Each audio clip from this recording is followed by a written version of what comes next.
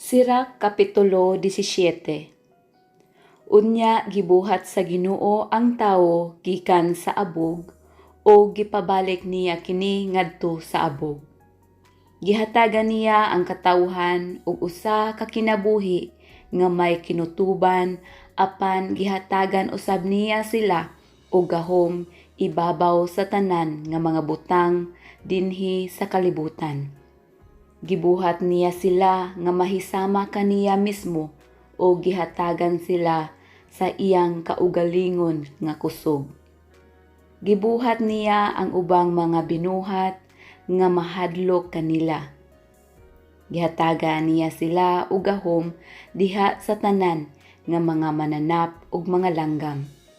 Gihatagan niya sila sa ilang mga dila, sa ilang mga mata, sa ilang dalunggan, sa ilang hunahuna ug sa ilang konsensya. Gipuno niya sila sa kahibalo ug panabot o gipakita niya kanila ang kalainan tali sa maayo ug sa dautan. Gihatagan niya sila sa iyang kaugalingong panabot aron makakita sila sa kahalangdon sa iyang kabuhatan. Tungod niini magdayeg sila sa iyang balaan nga ngalan ug magsangyaw sa kadako sa tanan nga iyang gibuhat. Gihimo niya nga makakab-ot sila sa kahibalo ug gihatagan niya sila sa balaod nga naghatag sa kinabuhi. Naghimo siyag usa ka walay kinutubang kasabutan tali kanila ug iyang gipadayag ang iyang mga kasuguan ngadto kanila. Nakita nila ang kasanag sa iyang kahalangdon ug nadungog nila ang himaya sa iyang tingog. Gipasidan-an niya sila batok sa pagkadili matarong o gitudloan ang tagsa-tagsa katawo unsaon pagtratar sa usag-usa. Maghuhukom ang Dios. Ang Ginoo kanunay nahibalo unsa ang gibuhat sa mga tawo.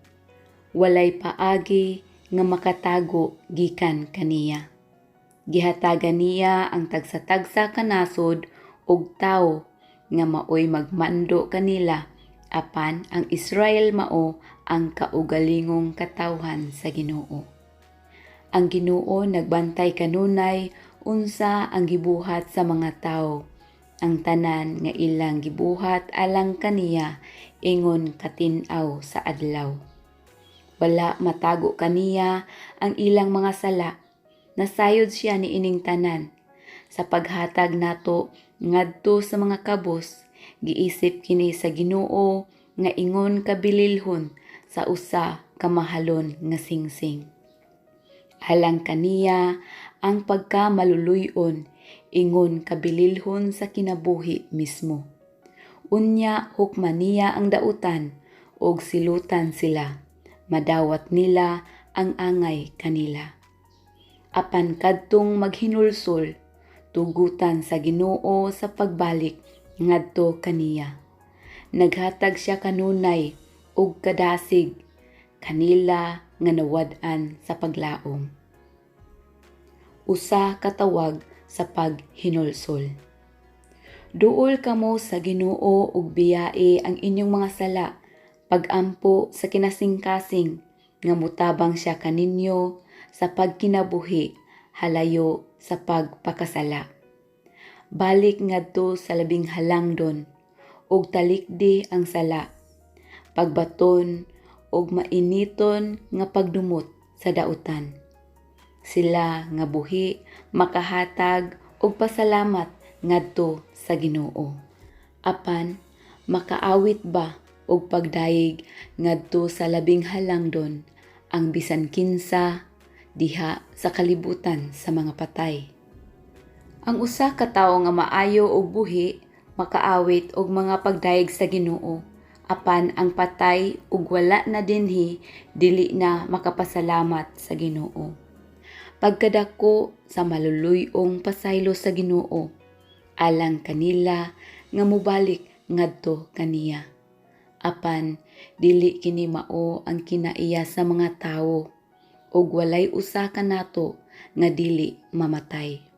Wala nay masiga pa kaysa adlaw, apan bisan ang kahayag sa adlaw mukisdom inig eklipse.